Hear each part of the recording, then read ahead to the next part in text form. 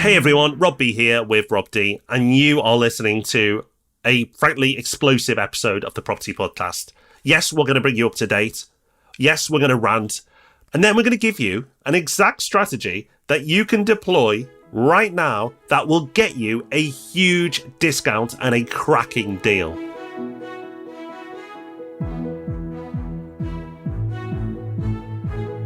Welcome to the Property Podcast, where the government is really messing with our schedule. We are recording this on a Wednesday, the day before you're hearing this, if you listen on the day it came out, which you kind of have to at the moment, right? Because everything's happening so quickly. We're having to record things as they happen. But it's worth it, because we're bringing a lot to this episode. We've got information, we've got opinions, we've got strong opinions, and like Rob said a minute ago, we've got ideas for you as well. But now's the perfect time, if you're not already, to make sure that you are following the Property Podcast, because who knows, the way things are going, it might not be a case of coming back and checking every Thursday. We may well be having to drop extra episodes in as well, because there's so much happening. So follow us on your favourite podcasting app. On Apple Podcasts, you hit the little plus. On Spotify, you hit follow. But do make sure you keep listening right now, because there is so much coming up. Now, there is so much going on in the world right now, but there's a lot going on in our world. Behind all the stuff we do with Property Hub, we also run a fintech called Portfolio that allows people to become a property investor through their phone. And earlier this year, you may recall that we did a crowdfunding campaign, which was wildly successful and successful with you. We didn't actually go public with that campaign. It was completely funded by podcast listeners and hubbers, which is just absolutely brilliant. And we have our first shareholder webinar coming up. So the reason we mention it here is we know so many of you have got behind the business and become shareholders. So that's absolutely brilliant. So good news. Look out for the email that's coming soon. We're going to talk about all the wins this year, all the challenges this year, and all our exciting plans for next year. And there is so much going to be happening with the app next year. So make sure that if you get your invite, you turn up, because you're not going to want to miss that. And if you're thinking, well, what is Portfolio? What is going on? What are they talking about? Go to portfolio.co.uk or go to your favourite app store and get your information there. Okay, Rob, let's talk about the unbudget. I don't even know how to intro this. Like, has this been like one of the weirdest few weeks ever, or what? It's just so weird. You couldn't make this up, which means that we're having to record podcasts now the day before they go out, because anything could happen, like 24 hours. So here we are on the Wednesday morning, on the day before it goes out, discussing our new Chancellor, the unbudget, and what it means. And Rob, a lot of people are going to want our thoughts on the Chancellor and the impact of this unbudget on the market and property prices in general. But before we do, should we have a quick recap of what has been undone? Because it is the unbudget, but some things have remained, and that's important to note, although a lot has changed. So yes, stop the presses, breaking news. One thing is the same as it was 3 weeks ago. So the threshold for starting to pay stamp duty is still now £250,000. And if you're a first-time buyer, it's £425,000. So that's what hasn't been reversed. But what has? Well, corporation tax. That was supposed to be not going up. Now it is. It's going up to 25%. The basic rate of income tax was supposed to be cut to 19p. It's not. It's staying at 20p. A planned increase to dividend tax was supposed to be removed. It's not. That's staying. IR35, which is to do with how contractors are taxed, that was supposed to be going away. It's not.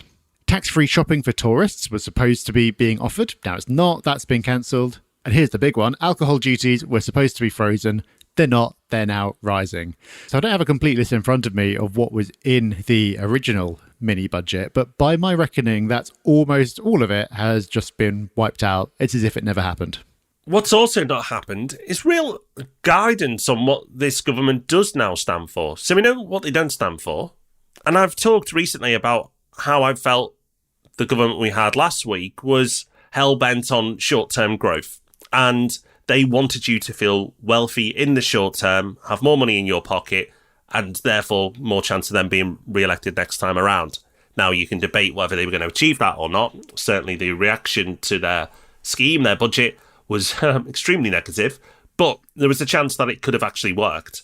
With this new Chancellor, and effectively a new government, because the Chancellor, as far as the media is concerned, seems to be in charge now, doesn't yet stand for anything. So we know what they don't stand for, we know what they don't like, and we know that they want to bring stability to the markets in the immediate term.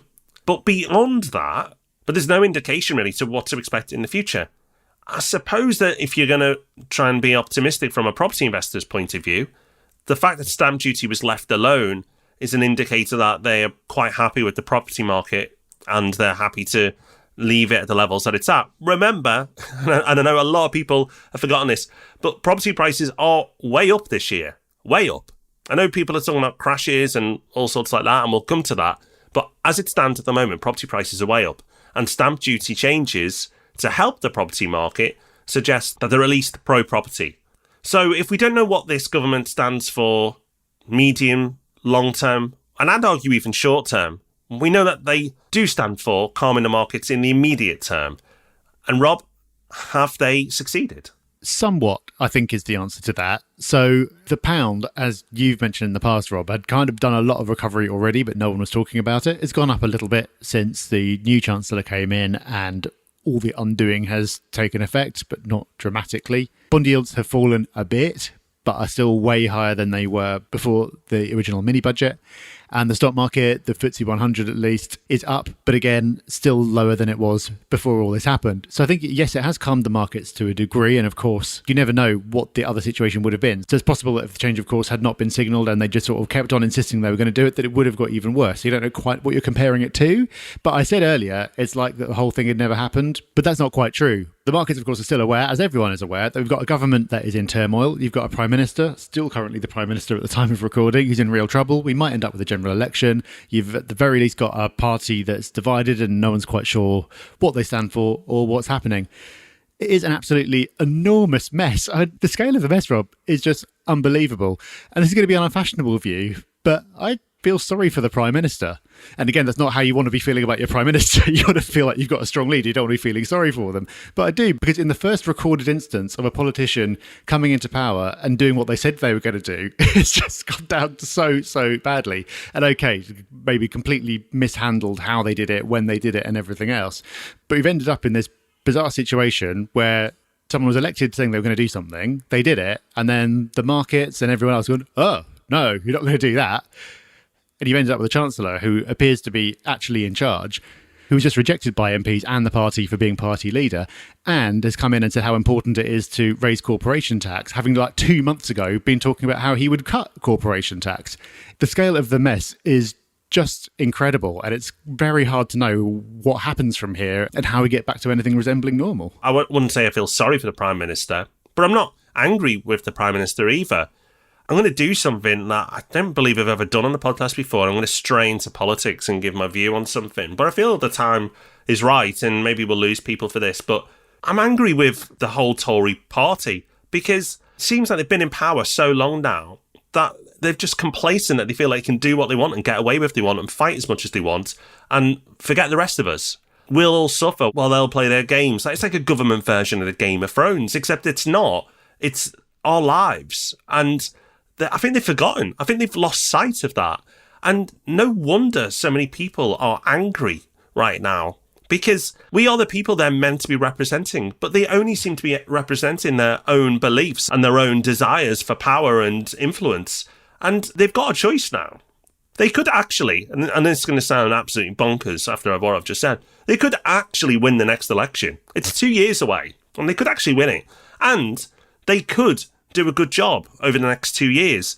And if they can unite in the next few weeks even, and get behind the current Prime Minister, and put your politics aside now, this is trying to just look at the best for the country. If we're not going to have a general election, the best thing is for us to have a party that's united, that's going to lead us forward as one, not fighting all the way until they can finally be moved on.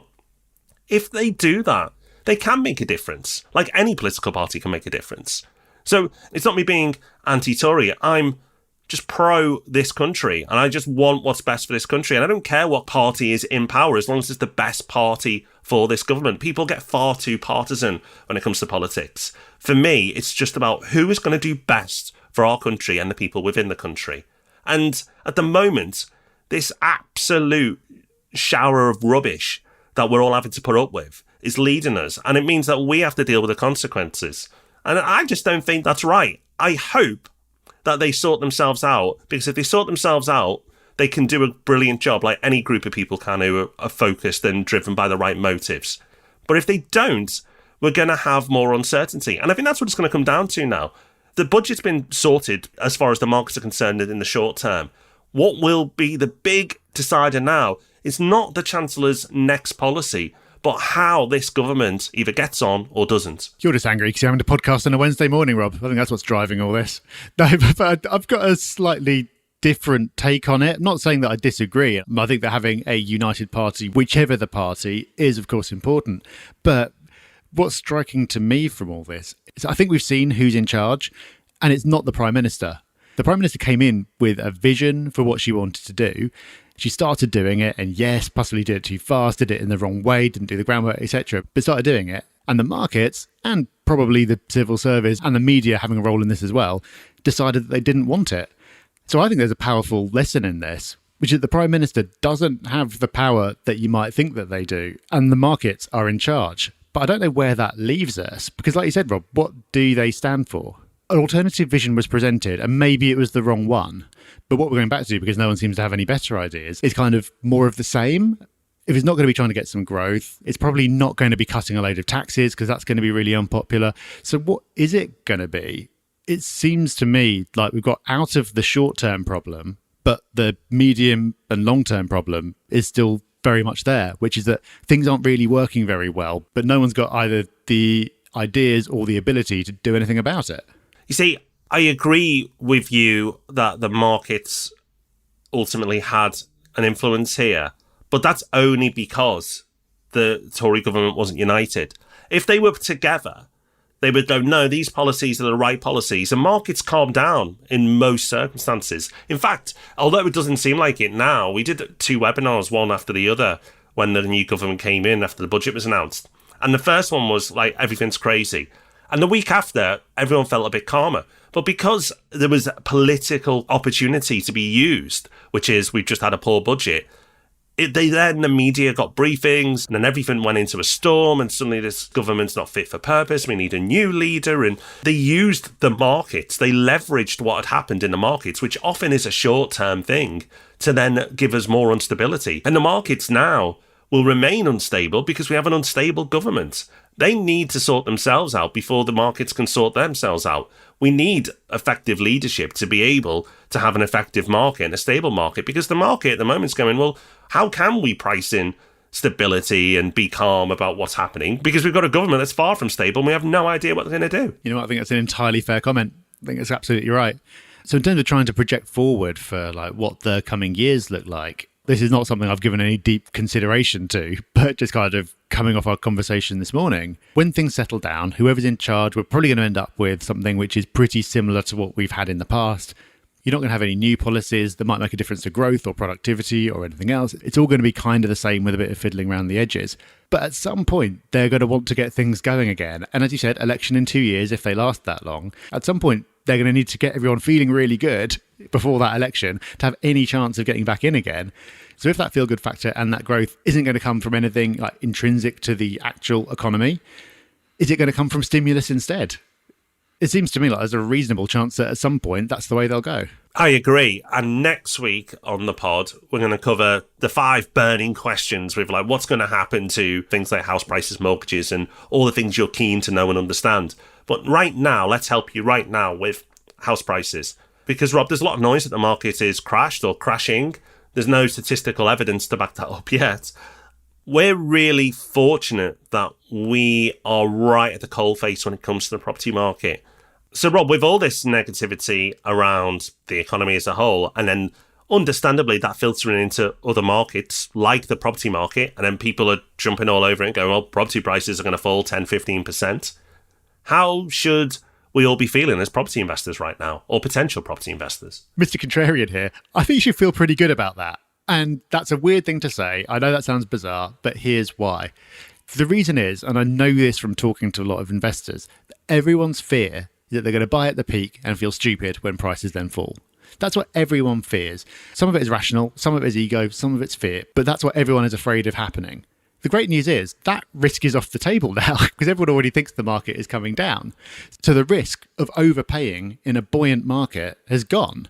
What that means is you now have the ability, if you want to drive a great deal. So for example, we've just done a deal for our Property Hub Invest clients where we've negotiated a 13.5% discount. Can you do that in a really hot market? No, you can't. We tried. It doesn't work.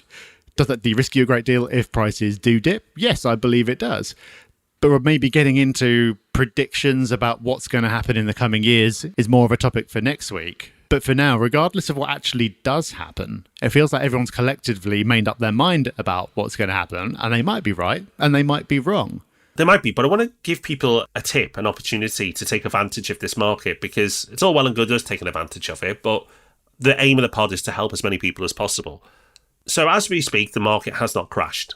And if you came to me or Rob and offered us a discount of any of our properties that we own, we're going to turn you away. Why would we sell? And that's the point, right?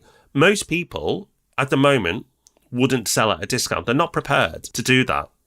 But there is a group of people that are prepared to do it.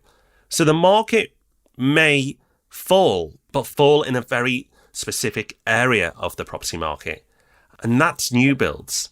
Because developers building properties have timelines and schedules, and they will bring their developments online. And if you are completing right now, it's not a great time, is it? If you have a development and you've got finance on that development, you're coming to completion, and you're thinking, wow, when I started this, the market was on the up and up, and you are unfortunate to be completing now or around about now, you're not in a great spot. And if you've got finance, you're in a really poor spot, which means that those developers are more open, because they don't really have much choice in many circumstances, to a deal. Like Rob said, we've had our biggest discount of the year just this week for our Property Hub Invest clients. Not got anywhere near that so far this year, but had that this week. We are having multiple developers, both local and national, reach out to us, not us reaching out to them, reaching out to us. The dynamics have completely changed here, asking us if we want to do deals every day, because we've got that network and that reputation, and they know us, and they're calling us to say, do you want to do a deal? So the deals are there. Now, are we getting calls and emails from people with existing stock who are just sitting on stuff right now? None. Zero. Like, zilch. Because why would you, right? Unless you have to, why would you? So we'll talk about how the market's going to develop in the coming weeks and months next week. But right now, and we don't know how long this window's going to be here, we could get stability. We might get a unified government and then a hard market in the next month or two. Right now, it doesn't feel like it, but it could happen. If we do, then new build developers will get more confidence. So if you are in the market right now, I can't think of a better place to operate than developments that are coming online, about to come online, or have recently come online and still some left. Because there is a brilliant chance you can do a deal there. Rob, I think that's the tip of the year, because you're not going to get that on any other podcast or any other financial newspaper or commentary. Because, as I said, we're right at the coalface. This is the stuff that we're seeing. And we're not ones to keep secrets or hold back on how to do this or take advantage of it. If you want to do a brilliant deal right now, I've just given you the formula. It's that simple, but no one else has told you that. And what are you going to do? You've been given an opportunity now. You don't have to use Property Hub Invest. You can use whoever you want. You can do this yourself. But you've got an opportunity now, and it's up to you whether you use it or not.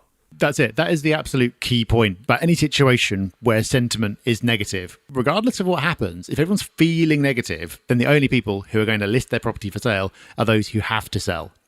People talk about the 3 Ds that force people to sell: death, divorce, and debt. You can add a fourth: developers. Developers have to sell. If they've got stock they've just completed, they need to sell it. So there will be other people who are in this situation as well. So there will be opportunities to do everywhere. But if you're looking for a sector, then I completely agree, Rob. That's the obvious one to look at. Trying to end on a high, I mean, telling you how to get a brilliant deal right now is pretty good. But going even further is the fact that all this chaos gives us lots to talk about. We never had so much to talk about on a property podcast. We're putting stuff back all the time because so much is happening here and now. And next week's podcast is going to be absolutely huge, because we're going to cover 5 big topics, which, as I've said, will include house prices. Do we agree with some of the media saying it's going to drop 10, 15%? You'll find out next week. We're going to talk about mortgages. Again, what should you do right now? And what should you do in the future? We're going to give you that guidance as well. It's a massive episode next week, so make sure you join us for that one.